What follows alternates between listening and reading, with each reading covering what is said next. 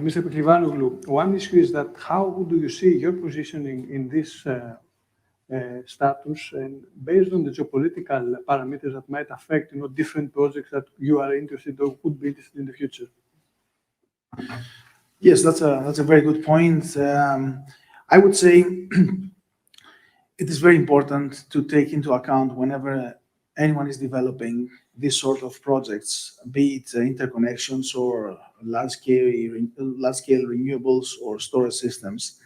One has to take into account the basic geopolitical parameters and restrictions.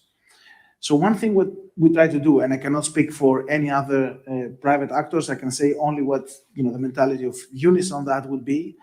First of all, is to really take care and be extremely careful in implementing projects and make sure that they follow the international law. Specifically for the interconnections, going through the exclusive economic zone between Greece and Egypt is a no-brainer.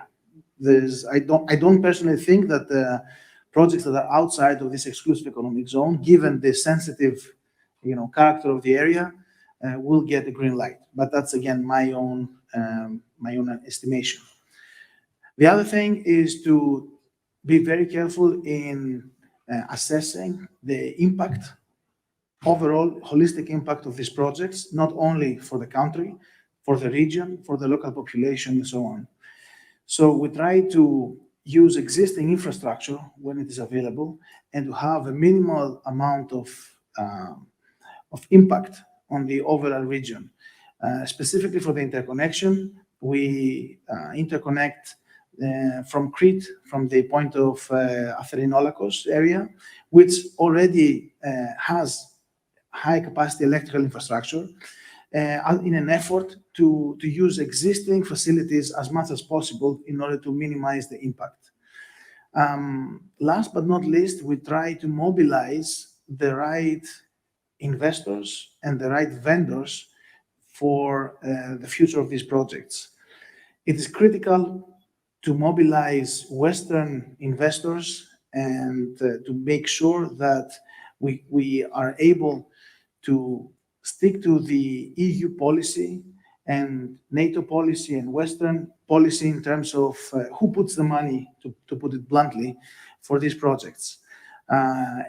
We are already in several discussions with American investors. We would really like to have US involvement in this very critical project of interconnecting Greece with Egypt. I think we will be successful in that.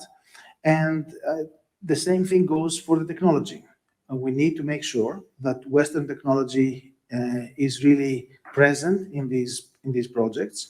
And one of the reasons that we are also starting our business activities in USA with our branch in Eunice, USA, is to facilitate this exchange. Only by exchanging technology and information, we are able to mobilize US or Western technology to be involved in these projects in our corner of the world.